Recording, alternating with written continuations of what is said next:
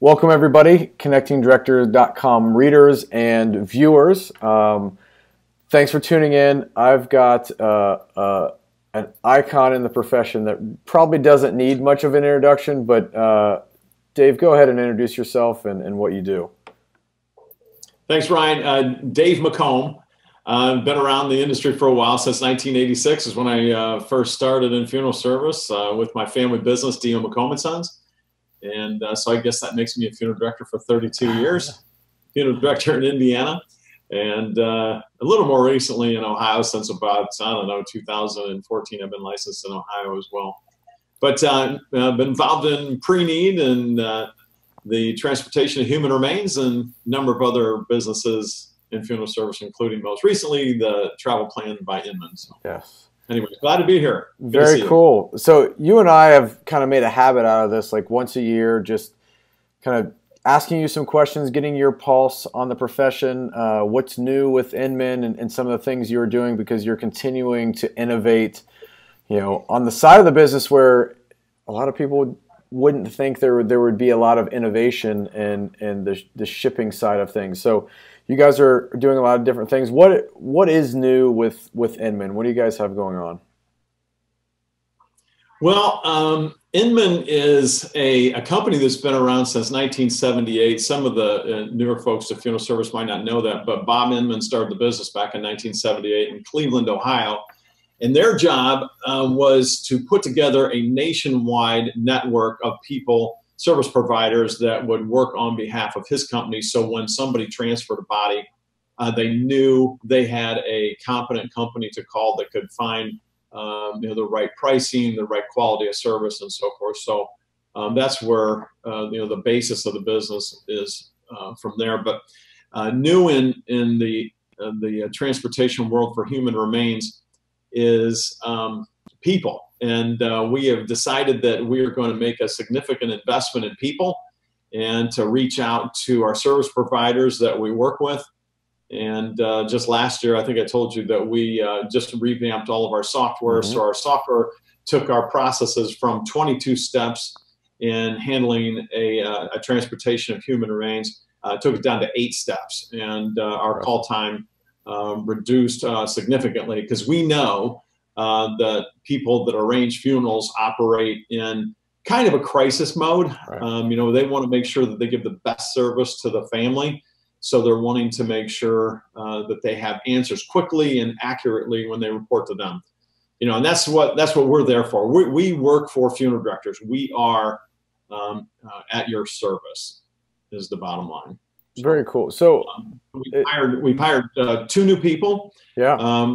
One, I'm going to hold up the magazine. So there it is, and it's Monica Torres. And Monica is a very talented young funeral director and embalmer who has a number of copyrights on things that she does in funeral service, certain techniques and so forth. And she is on board as part of the reach out and advocacy for Inman out in funeral service. So her job is going to be to go out and meet with funeral directors at their place of business. We're going to gather up continuing education credits to make it worth everybody's while, because we know at the end of the year, and I think this is at the end of the year for a number of states, to make sure you have your continuing education credits done. And we're going to help facilitate that, as well as bring along some new and interesting information to people that work in the prep rooms. And there is no funeral director that I've met or embalmer that I ever met that they are not proud of what they do and very technical about what they do. But only thing we're looking to do is just bring some new ideas, some new things to consider. And then along the way, hopefully we'll make deeper relationships and then get continuing education credits on top of that, just as a bonus. Absolutely. Really cool. As Monica has been on the Funeral Nation show with the commander and I, and we interviewed her in a prep room, which was really cool. So she's super talented and really developing a great personal brand that she's going to be able to help leverage for Inman. So that's fantastic. In the position that you're in with all the businesses that you are part of in the funeral space, Inman included, what are some of the significant challenges you see facing the industry over the next 5 years? Yeah, there are challenges, and I'm sure we all know what the prime ones are. Obviously, cremation is certainly one, and my friend Dr. Alan Wolfelt, who has termed the following term the de-ritualization of America. You probably have heard that along the way. And as you know, 25 years ago, we had 40%, give or take a couple percent, of people went in a survey that said that they feel like they are religious or connected to a church. And today that number's dropped nearly in half. So we have quite a few people today that say that they are religious than they did in the past. And since our business tends to work with rituals and ceremony, that tends to have a negative effect on funeral service in general. Now, is it the end of the world? No, it's not. As a matter of fact, I think there's a lot of tremendous opportunity out there. And with young and innovative people like Monica, I think we're going to bring some new and interesting things to funeral service so people can be reconnected with memorializing and ceremonializing their loved ones. So cremation, certainly. And the de-ritualization, yeah, that too.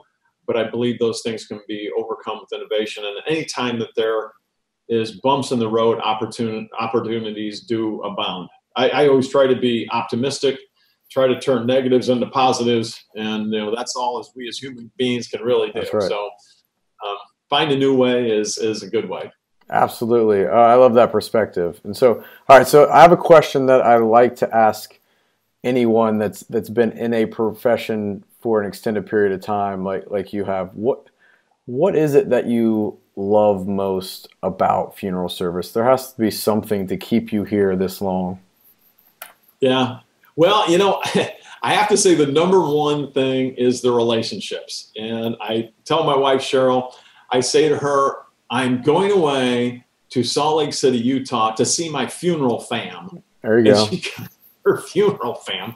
And, and I guess, you look back and you go, wow, I've spent more time with the people in funeral service at conventions and going places on vacation than I do with the people that I know in Fort Wayne. I guess maybe it's a matter of age and it's a matter of priorities, but still I have a funeral family that I consider very close. I kind of came to that realization a couple years ago that, I look around this room and I was going, gee, I've seen this guy here, way more times than I've seen some of my friends at home. Yeah. So yeah, the first thing I would say would be, the relationships, and I love that part of the business. So that's what keeps me coming back. And, and since, we sold our company, it's allowed me to focus on some really interesting parts of funeral service that I think there's opportunity. So I'm really encouraged about the future, and it's really been a good thing.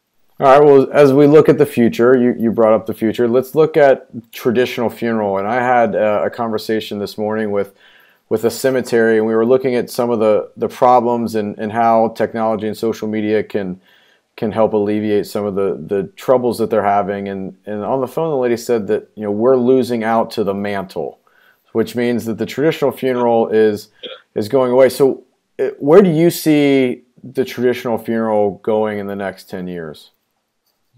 Well, we have to make new avenues into people coming in close proximity to each other, to touching each other.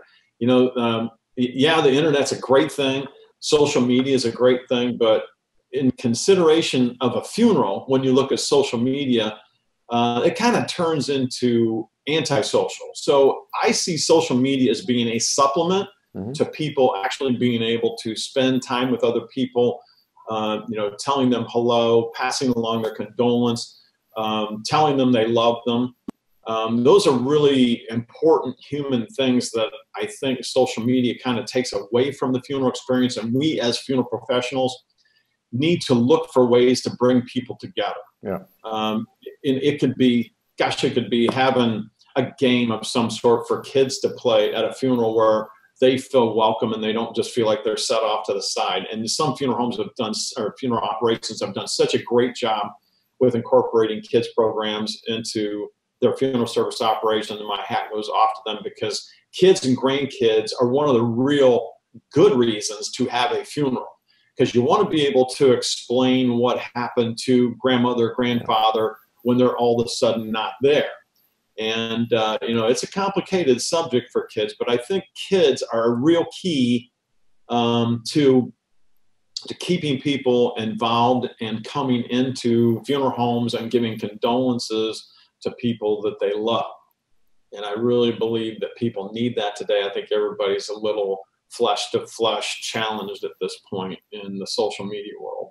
So. Sure. And I would agree with you in some aspects of that, and especially on the child side. Like, that is a very tough conversation, but we've got to be able to have the interaction to where children can have closure as well. So you're exactly right in that regard. So, all right, in wrapping up here, you mentioned looking at things through a positive lens and trying to find the most in every opportunity. So what do you think are some of the best opportunities that we have available and coming in the future for the funeral profession?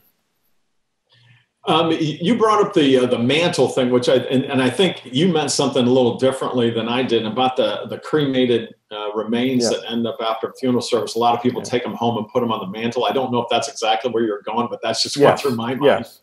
Because in some research that came out not too long ago, it sounds like about 48% of cremated bodies end up at home on a mantle or in a closet or someplace that's probably less than the place that they should be otherwise. I think there's tremendous opportunities for both cemeteries and funeral homes, because if you look at where we are in cremation, we're over half of the people choosing cremation today. So that means there's probably millions of cremated bodies at people's homes that need a final resting place. And that's just not an opportunity for cemeteries. That's an opportunity for funeral professionals to come up with something unique and interesting. Maybe even like a bird bath that has a receptacle for where cremated remains can go. It's not just a cemetery that can sell an item like that. That's right. It's funeral home operations that can sell things like that. You can go talk to a local golf course. And you know what? There's hundreds and hundreds of cremated remains that are on golf courses right now, with a late night beer or scotch and maybe a cigar that are sprinkled in the nighttime. Well, why not make something formalized out of it? Why not talk to the golf course owner or board of directors and say, hey, I'll put in a columbarium area with a fountain and places to sit and reflect, and then you'll have a nice formal way of being able to commemorate somebody's life and a place to go. So a lot of people win off of that. The golf course could win off of selling the space or taking a revenue share. And the family wins by having a place to go and keeping people connected to their golf course. So I see all kinds of opportunity out there with the cremated body that's been taken home. Yeah, absolutely. Well, I always enjoy having a conversation with you, Dave. You make me think in different ways. And I think in the last few questions, you've really brought up some points that, gosh, could go on and be discussed in greater detail that are really valuable and important. So thanks for taking the time to hang out with me. Thanks for taking the time to sponsor Connecting Directors and be a part of what we're trying to do to bring some of that change and bring the conversation of change to the forefront. So I really appreciate your time. Thanks for being with us. Hey, Ryan, great always to be with you. Take care. All right, take care. Bye-bye.